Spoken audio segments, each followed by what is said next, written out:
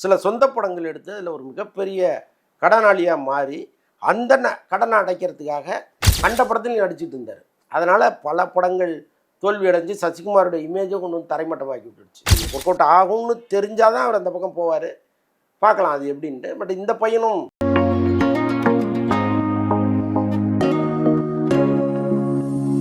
GeM TV நேயர்களுக்கு வணக்கம். நான் உங்கள் சோமஜாமுத்து. இன்றைக்கி நம்ம கூட யார் இருக்கா அப்படின்னு பார்த்தீங்கன்னா வலைப்பி சந்திரன் சார் தான் இருக்கார். அவர்கிட்ட சினிமா சம்மந்தப்பட்ட பல சந்தேகங்களை நம்ம வந்து கேட்டு தெரிஞ்சுக்க போகிறோம். சார் வணக்கம். வணக்கம். எப்படி இருக்கீங்க? சிறப்பாக இருக்கேன். ஓகே சார், இப்போ வந்து மீண்டும் சசிகுமார் இலங்கை தமிழராக வந்து நடிக்க போகிற இது மாதிரி சொல்லியிருக்காரு. ஃப்ரீடம் அப்படின்னு சொல்லி படத்துக்கு பேர் வச்சுருக்காங்க. இதுக்கு முன்னாடி டூரிஸ்ட் ஃபேமிலியில் வந்து இலங்கை தமிழராக வந்து ஒரு அகதியாக வந்து சென்னையில் இருக்க இது மாதிரி தான் வந்து நடிச்சிருப்பாங்க. இப்போ இந்த படத்துலையும் சேம் ஆல்மோஸ்ட் அதே மாதிரி கான்செப்ட் மாதிரி தான் இருக்குது. இதை பற்றி இல்லை, கான்செப்ட் வேறு. இலங்கை தமிழர் இவர், பட் கான்செப்ட்டுங்கிறது வேறு. என்னென்னா, இந்த வேலூரில் வந்து ஒரு 43 இலங்கை தமிழர்களை வேலூர் ஜெயிலில் வச்சுருந்ததாகவும் அவங்க வந்து தப்பிச்சு ஓடினதாகவும் சொல்கிறாங்க. பட் அந்த சம்பவம் எனக்கு நினைவில் இல்லை. ஒருவேளை இப்படி நடந்திருக்கலாம். அந்த உண்மை சம்பவத்தின் அடிப்படையில் இந்த படத்தை எடுத்திருக்கோம் அப்படின்னு சொல்கிறாங்க.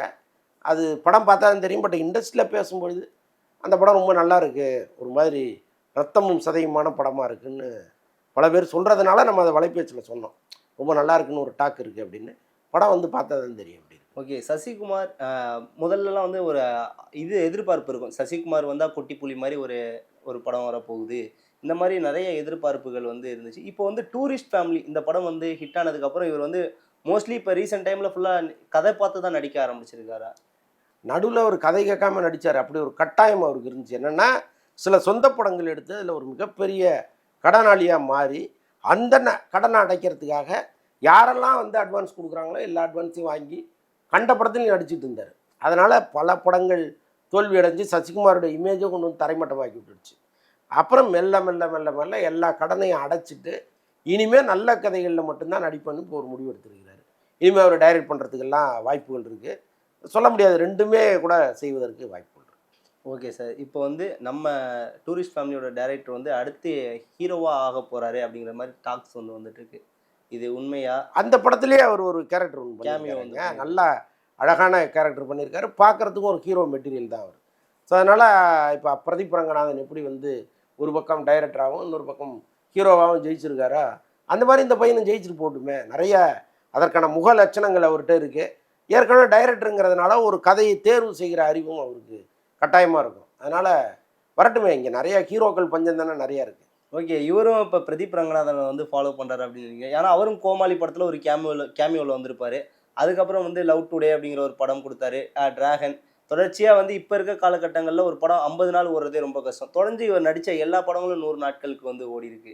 இல்லை, பிரதீப் ரங்கநாதன் தேர்ந்தெடுக்கிற சப்ஜெக்ட் அப்படி இருக்குது. ஏன்னா இன்றைக்கி இருக்கிற அந்த யங்ஸ்டர்ஸை அவங்க எப்படி நடந்துப்பாங்க, காலேஜில் அவங்க எப்படி இருப்பாங்க, அவங்களுக்கு காதல் எப்படி வரும், இதெல்லாம் வச்சு தான் அவர் வந்து அந்த கதையை செலக்ட் பண்ணுறாரு. அப்போ அவருக்கு வந்து இந்த இளைஞர்களோடு கனெக்ட் ஆகிறதுக்கு ரொம்ப வசதியாக இருக்குது அவர் தேர்ந்தெடுக்கிற கதை. ஸோ இப்போ அடுத்து வேறு ஏதோ முடிவெல்லாம் எடுக்கிறாரு போல இருக்குது. இது வரைக்கும் அவர் பண்ண படங்கள்லேருந்து கொஞ்சம் மாறுபட்டு படங்கள்லாம் பண்ண போகிறோன்னு அவர் சொல்கிறாரு. அது ஒர்க் அவுட் ஆகுமான்னு நமக்கு தெரியாது. பட் அவர் பிரில்லியன்ட். இது அது ஒர்க் அவுட் ஆகும்னு தெரிஞ்சால் தான் அவர் அந்த பக்கம் போவார். பார்க்கலாம் அது எப்படின்ட்டு. பட் இந்த பையனும் நடிக்க வரும்பொழுது இவரும் நல்ல கதைகளை தேர்ந்தெடுத்தாருன்னா கட்டாயமாக இது மாதிரி நிறைய ஹீரோக்கள் இங்கே வந்தால் தான் இந்த பெரிய ஹீரோக்கள் கேட்குறாங்கள ஒரு சம்பளம் கேட்டு தயாரிப்பாளர்களை கதற விடுறாங்கல்ல, அது இல்லாமல் போகும். ஓகே, இப்போ நடிகர்களுக்கு சம்பளம், நடிகர் வச்சிருக்க அந்த பாடி கார்ட்ஸுக்கே ஒரு தனி சம்பளம் அப்படிங்கிற மாதிரி அது ரொம்ப காலமாக இருக்குங்க. அது வந்து மிகப்பெரிய அட்ராசிட்டியாக மாறி இருக்குது. இவங்களெல்லாம் வந்து யாரும் சீண்ட போகிறது இல்லை. இன்னும் படப்பிடிப்பு தளத்துக்கு போயிட்டீங்கன்னா அவங்களாம் தேவையே கிடையாது. ஏன்னா இந்த தொழிலாளர்கள் வந்து எம்ஜிஆர்லாம் பார்த்தவங்க. இவங்க வந்து இவங்க கூட இன்னும் ஃபோட்டோ எடுக்கணுன்னோ அல்லது போகும்போது தொட்டு பார்க்கணுன்னு ஆசைப்படுறவங்க கிடையாது. அவங்க வேலையை அவங்க பார்க்க போகிறாங்க, இவங்க வேலையை இவங்க பார்க்க போகிறாங்க. அங்கே எதுக்கு இத்தனை பவுன்சர்ஸ்ன்னு நமக்கு தெரியல. இன்றைக்கி பவுன்சர் வச்சுக்கிற கலாச்சாரம் வந்து ஒரு பெருமைக்கு எருமை வைக்கிற மாதிரி ஆகிப்போச்சு. நம்ம வந்து நம்ம கூட 10 பேர் வரானா அப்போ நம்ம பெரிய ஆள், 15 பேர் வரானா இன்னும் பெரிய ஆள் அப்படின்னு நினைக்க ஆரம்பிச்சிட்டாங்க அவங்க.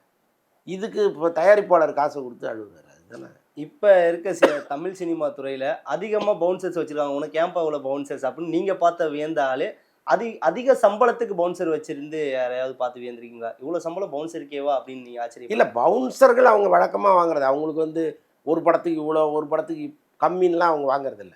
அவங்க ஸ்டாண்டர்டாக ஒரு படத்துக்கு ஒரு கால் ஷீட்டு இவ்வளவு சம்பளம், அப்படி தான் பவுன்சர்கள் வாங்குறாங்க. என்ன ஒன்றுன்னா, இப்போ நார்மல் ஃபுட்டு அவங்களுக்கு கொடுக்க முடியாது. அவங்களுக்கு வந்து கொஞ்சம் ஹெவி நான்வெஜ் எல்லாரை விட கொஞ்சம் அதிகமாக சாப்பிடுவாங்க. அப்போ அதற்கான உணவையும் வந்து தயாரிப்பாளர் ப்ரொவைட் பண்ண வேண்டியதாக இருக்குது. ஸோ இதெல்லாம் சேர்த்து பார்த்தீங்கன்னா, யாரெல்லாம் இன்றைக்கி டாப்பில் இருக்காங்களோ அவங்க எல்லாமே வந்து 8 பேர் 10 பேர் 8 பேர்லேருந்து 10 பேர் வரைக்கும் வச்சுக்கிறாங்க. அப்போ சம்பளம்ங்கிறது ஸ்டாண்டர்டு தான். இந்த ஆட்களுடைய எண்ணிக்கையை பொறுத்து இது. Okay sir. நிறைய சிறப்பான தகவல்களை வந்து எங்களுக்கு சொன்னீங்க. மீண்டும் இன்னொரு நிகழ்ச்சியில் வந்து சந்திக்கிறோம் சார். நன்றி. நன்றி.